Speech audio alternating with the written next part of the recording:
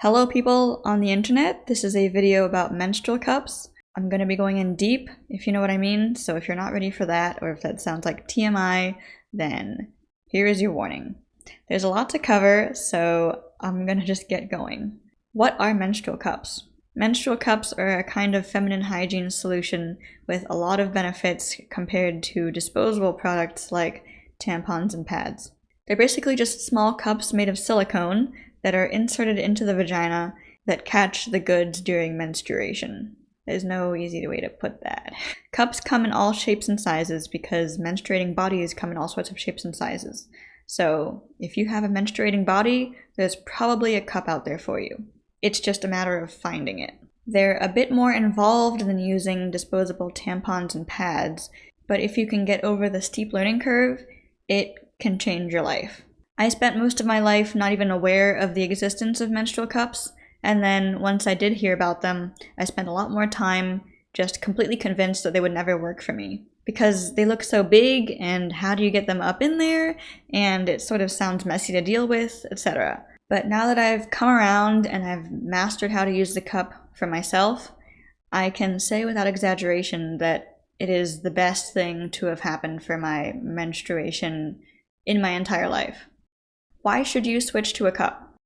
Number one, it costs less. We all love to save money, so I'm putting this first. Once you find the right cup for you, you can use that cup for many years if you care for it properly, which will save you money in the long run compared to buying disposable products. And wouldn't you like to avoid the hassle of having to constantly rebuy disposable pads and tampons?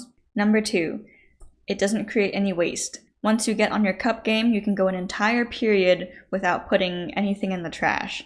This is better for the planet, and it also means there's no stinky waste in your bin. Number three, you feel clean and fresh.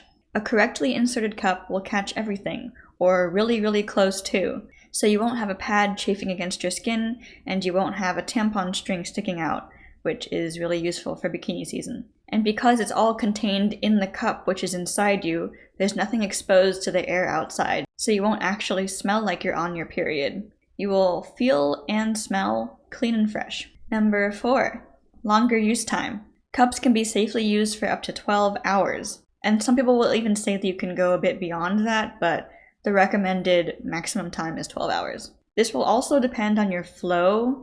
If you're really heavy, then you might have to change your cup more frequently. But if you don't have a super heavy flow, then you can get away with just changing your cup twice a day when you get up and when you go to sleep. So the cup can keep you covered all night. And this is because a cup can hold more than a tampon or a pad can. You'll have more freedom to go about your day without changing your pad or tampon. Number five, reduced cramps and shorter periods. While your mileage may vary, many people, including myself, experience less painful cramps and shorter periods with the cup. So for some people, the cup will reduce or completely eliminate cramps. My own cramping is usually not that extreme, it's just moderate on day one. For me, I would say it kind of changes the shape of my cramps, if that makes sense. Like instead of having them feel really intense and localized in one spot, it kind of spreads it out and diffuses the feeling into a greater area, so it makes it feel less intense. So for me, I find them a lot more bearable with the cup. They're just kind of different, but my cramps aren't that bad to begin with. The cup also makes my period shorter, noticeably. Without the cup, I usually have about 4 days of regular bleeding, and then 5th day is kind of finishing up. But when using the cup, I've noticed that I only have about 3 days of actual bleeding, and then a 4th day of finishing up, but even then, it's a lot less than before. So now I would say that my period is closer to 3 or 3.5 days. Are you convinced yet? You should try a cup.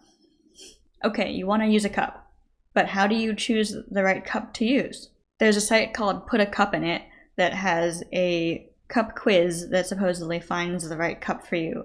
So the site is really useful to see all of the different kinds of cups available out there, but I wouldn't rely on its quiz to find a cup for you. June, which is the brand of cup that I use, has a size quiz, but that's also not super reliable because when I took the quiz, it recommended me a small, and I'm actually mini in June. No one knows your size better than you, so I would trust your own gut feeling over any size quiz. Your internal anatomy does not depend on your external size and shape. So some people think that if you weigh more, you need a bigger cup, but that's not the case necessarily. The best way to actually find what cup works for you is to just try some. I would recommend starting with June because I'm familiar with them and they're a really inclusive community. And hopefully when this goes up, they're still doing their pandemic promotion where you can get any cup for only $6. I don't know how long that's going to last, but if it's still on, I would just grab one. It's a pretty low price to entry compared to most other cup brands, which can be $20, $30, $40. What I wouldn't suggest, though, is getting really cheap and kind of fishy looking ones because there are some that are made with lower quality silicone or plastic. So I would stick with a well-known, reputable brand.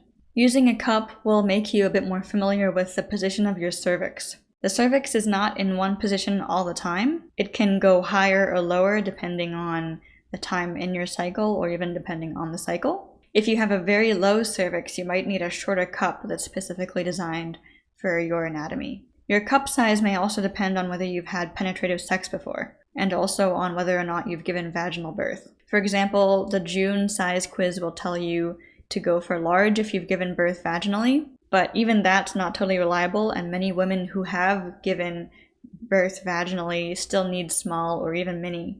As I said before, you know your anatomy best, so trust your own gut feeling over any size quiz. How to use the cup. I'm not going to sugarcoat this. Learning the cup is difficult. I've been using the cup for at least 4 cycles now, and I still don't have it completely down pat. The biggest thing I struggled with at the beginning was just having the wrong cup size. As I said, June recommended small at first to me, and so that's what I got first, partly because I didn't even see that there was a mini size on their website, and no matter how I inserted it and attempted to make it open, the small was just painful to insert and I couldn't get it. And that's when I looked into the different sizes further and realized that June has a mini, and when I saw that I was like, oh, obviously I'm a mini, I know. And I was right, the mini was the right size for me. And pretty much from the first time I tried it, I was able to use the mini with no pain. So if you're struggling and finding cup insertion to be painful no matter what you try, it could just be because it's too big. And from there, the challenge was to find the right fold that allows the cup to open easily. When inserting, you want to relax your pelvic floor, which is the bowl of muscles that kind of keeps all those organs in your pelvis. The best position to relax these muscles is sitting on the toilet, but you can also stand with a leg up supported in your shower. If you're really tensed and stressed, the pelvic floor is going to contract and work against you. You want to relax and breathe. Also, the pelvic floor relaxes on your inhale and it contracts on your exhale. So it might help to try inserting the cup as you inhale, but more importantly, you should just keep breathing. As I mentioned before, the cup doesn't just go in as is, you have to fold it when you insert it. So you have to fold it and then get it to pop open inside and then push it all the way in. The challenge is getting it to actually pop open. People have success with different kinds of folds. I use the very popular punch down fold, and I can show you with this cup here in my little blue bag. This is the small June cup that I'm no longer using because it's a little bit too big. Here it is. Here's what it looks like. It's not that big, but this is a small size. I would show you my mini, but it's gotten stained around the rim. Okay, so the punch down fold that I usually do is I look for one of the holes on the side. They have these air holes to help it pop open. And I look for one of the air holes and push down on it. And I punch down the rim so that it goes to the inside and it creates this triangle shape. And then I flip it upside down and then I insert it like this in. So with the punch down part pointing down. And then I insert it all the way until only the rings and the stem are still sticking out. And at that point, I will do my best to keep it oriented straight so it doesn't get all twisted. And then I'll push on the point here, the punch down point, so that it pops open like that, hopefully. And then hopefully if it's kind of mostly opened near the entrance, then I'll push on the rings and push it further up. And while doing this, it helps to kind of suck in the same way that you would like suck in to stop yourself peeing. And usually I push mine in until the edge of the stem is about 1 fingertip away from the entrance. Now, even if the cup doesn't feel like it's perfectly open, it might be open enough.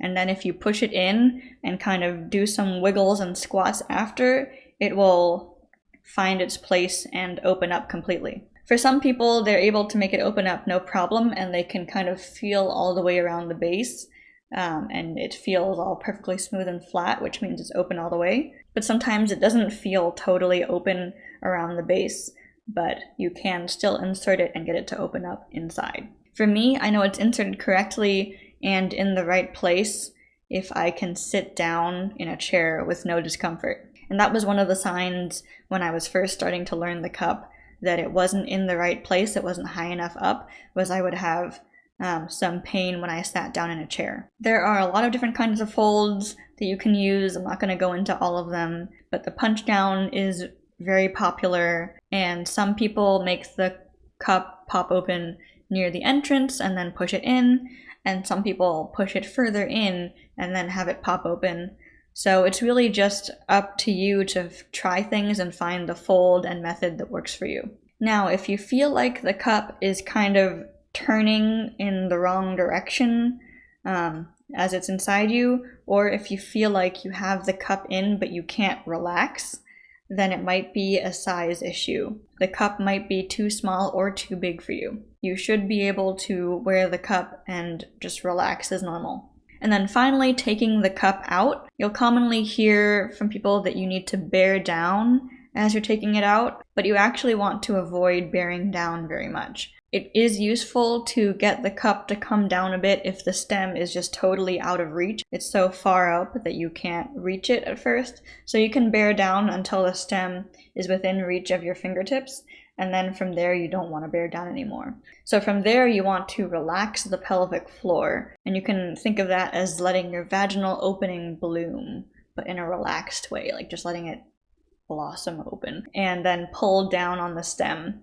And when it's within reach of your fingertips pretty well, like the rings, then you can try to collapse one of the sides and release the suction. And you'll know you did that because it'll make a sound. It'll make a sound. But you definitely want to make sure you release the suction before you pull it all the way out.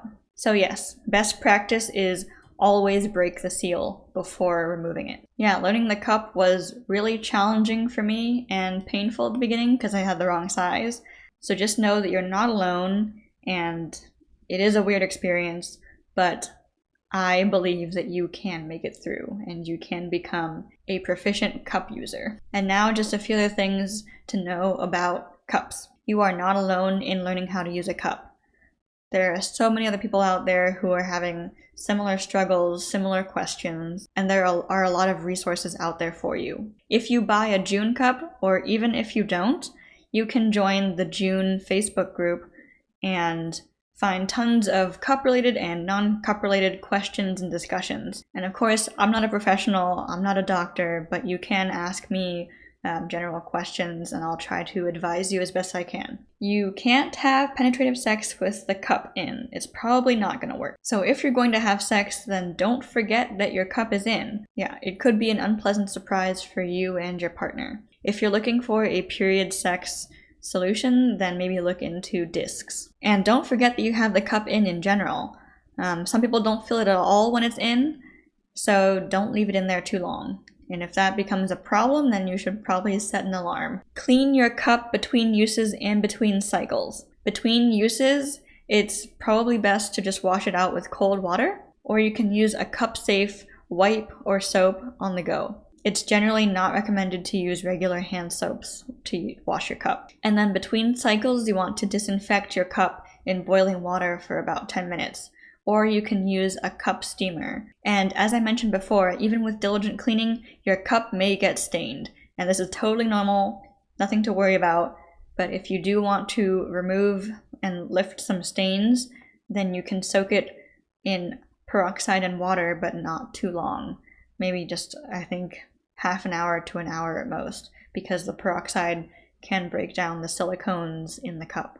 This is a weird one, but for plant parents, you can use your cup to collect blood and fertilize your plants with it. If you do this, you want to dilute your blood with equal parts water. I've personally never done this. I don't really have plants because I tend to kill them, so I don't know exactly what kind of effect it has or if it has much of a smell, but I have heard accounts from other people that it has brought plants, dead plants, back to life. So apparently it's really good for them. You can use a cup with your IUD, but it will depend on what kind of IUD you have and how long you've had it.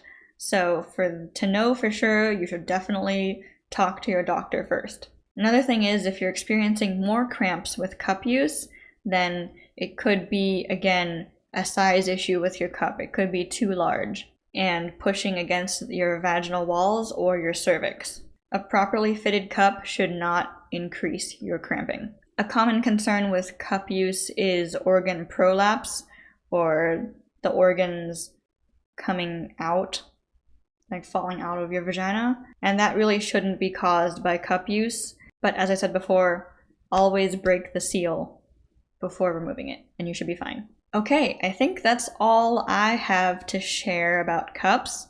It's not exhaustive, it's not comprehensive, but it was just meant to be sort of a good, thorough intro and encouragement for you to use the cup. So now you have all this information, go forth and get a cup.